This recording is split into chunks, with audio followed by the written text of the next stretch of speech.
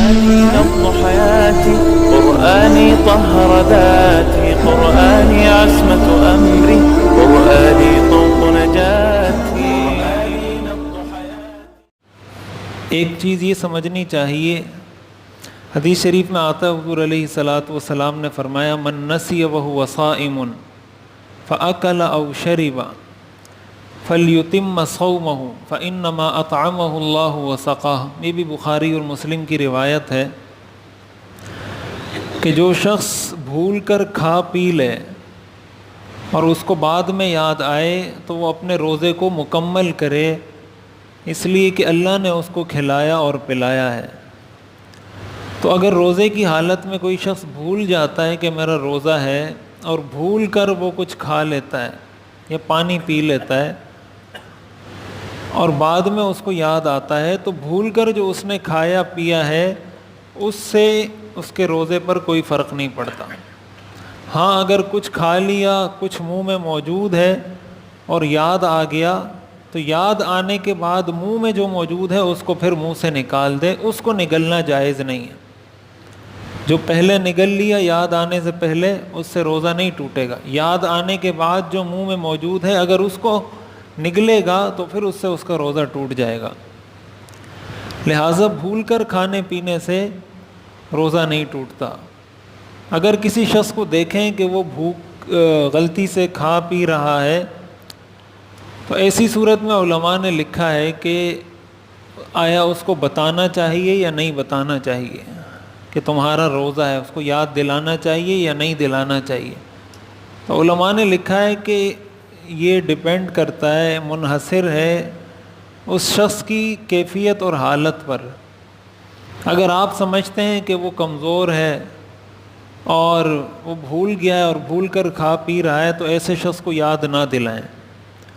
اور اگر آپ سمجھتے ہیں کہ نہیں وہ بالکل صحت مند ہے، ہٹا کٹا ہے اور کوئی اس کو روزہ بھی نہیں لگا ہوا، تو ایسے شخص کو یاد دہانی کروا دینی چاہیے کہ تمہارا روزہ ہے. ایک بات یہ بھی سمجھنی چاہیے، ایک ہوتا ہے بھول کر کھا پی لینا جس کو میں نے ابھی ذکر کیا، ایک ہوتا ہے غلطی سے کوئی چیز حلق میں چلی جائے. بھول کر تو مطلب یہ کہ اس کو یاد نہیں تھا میرا روزہ ہے اور کھا پی لیا. غلطی کا مطلب یہ مثلاً وضو کر رہا تھا یا غسل کر رہا تھا اور منہ میں پانی ڈالتے ہوئے غلطی سے پانی حلق میں چلا گیا. تو غلطی سے اگر حلق میں پانی چلا گیا اس سے روزہ ٹوٹ جائے گا. بھول کر اگر کوئی چیز کھائی پی ہے اس سے روزہ نہیں ٹوٹتا. غلطی سے کھا پی لیا اس سے روزہ ٹوٹ جائے گا اور قضا لازم ہوگی. اس روزے کا کفارہ تو لازم نہیں ہے لیکن قضا اس کی لازم ہوگی. اور ایک مسئلہ یہ بھی سمجھنا چاہیے کہ اگر کوئی شخص جان بوجھ کر روزہ توڑ دیتا ہے، اس نے روزہ رکھا اس کے بعد روزہ توڑ دیا بغیر کسی عذر کے، کھانا کھا لیا، پانی پی لیا، تو ایسی صورت میں بغیر عذر کے جان بوجھ کر روزہ توڑنے سے اس پر کفارہ بھی لازم ہوتا ہے اور قضا بھی لازم ہوتی ہے. قضا کا مطلب تو یہ ہے کہ ایک روزہ بعد میں اس کی قضا کے طور پر رکھے گا. روزے کا کفارہ 60 روزے ہیں، 60، اور یہ 60 روزے مسلسل رکھنے ہیں. اگر بیچ میں ایک بھی روزہ چھوٹ گیا تو اثر نو دوبارہ 60 روزے رکھنے پڑیں گے. یہ ایک روزے کا کفارہ ہے اگر جان بوجھ کے کسی نے روزہ توڑ دیا ہے تو. لہٰذا اس چیز سے بچنا چاہیے.